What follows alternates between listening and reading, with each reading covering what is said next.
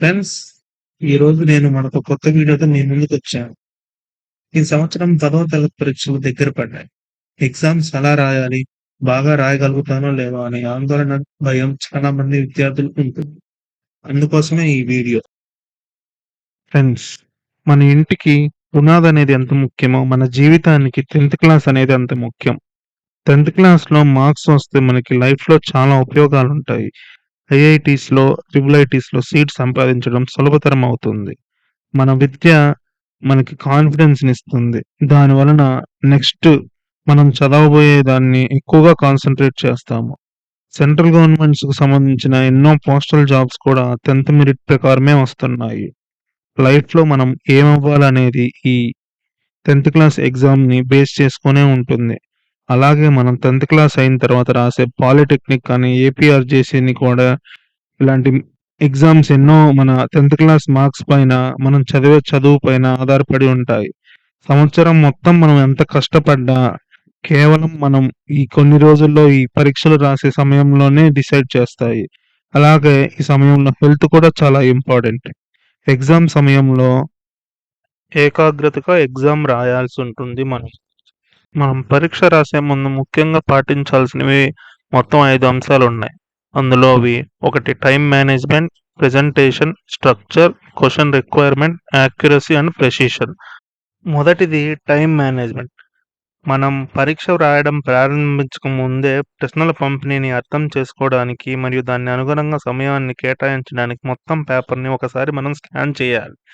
అంతేకాకుండా ప్రతి విభాగానికి మీ సమయాన్ని కేటాయించాలి. మీరు ఏదైనా ప్రశ్నలో చిక్కుకుంటే ముందుకు సాగండి. మళ్ళీ తర్వాత వచ్చి చిక్కు ప్రశ్న గురించి ఆలోచించొద్దు. మీ సమాధానాలను సమీక్షించడానికి చివరలో కొంత సమయం కేటాయించండి.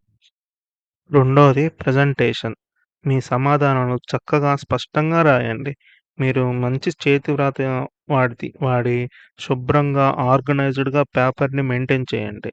అధిక గీతలు మరియు ఓవర్ రైటింగ్ చేయకండి. ఇంకా మూడవది స్ట్రక్చర్. అనగా మీ పేపర్ ఎంత బాగా మెయింటైన్ చేస్తున్నారు అనేది. సైడ్ మార్జిన్సు, అలాగే ఒక ప్రశ్న తర్వాత రెండో ప్రశ్న, రెండో ప్రశ్న తర్వాత మూడో ప్రశ్న అలా రాయడానికి ట్రై చేయండి. ఫోర్త్‌ది క్వెషన్ రిక్వైర్‌మెంట్. ప్రశ్నను జాగ్రత్తగా చదవండి. ఫస్టు 10 వర్డ్స్ చదివేసి ఇదే క్వెషన్ అనుకోని మొత్తం రాసేయకండి. ప్రశ్న మొత్తం పూర్తిగా 1కి 2 సార్లు చదివిన తర్వాత సమాధానం ఇవ్వండి. ఐదోది యాక్యురసీ అండ్ ప్రెసిషన్. మీ సమాధానాలు వాస్తవంగా సరైనవి అని నిర్ధారించుకోండి. సైన్సు మరియు మ్యాథ్స్‌లో మీ కాలిక్యులేషన్స్ ఫార్ములాస్‌ని రెండిటిని 2 సార్లు తనిఖీ చేయండి. లాంగ్వేజెస్‌లో మీ గ్రామర్ అండ్ స్పెల్లింగ్ అనేవి సరిగ్గా ఉన్నాయా లేదా 1కి 2 సార్లు చెక్ చేసుకున్నది. మీకు సమాధానం గురించి ఖచ్చితంగా తెలియకపోతే మీకు తెలిసినది వ్రాయండి. తగు జాగ్రత్తలు తీసుకోవడం వల్ల ఎగ్జామ్ సులభంగా రాయొచ్చు. అంతేకాకుండా ఈ ఎగ్జామ్ అప్పుడు మంచిగా ఆరోగ్యంగా ఉండండి. సరైన ఆహారం తీసుకోండి. తగినంత నిద్రపోండి. మానసిక ఒత్తిడిని తగ్గించుకోండి.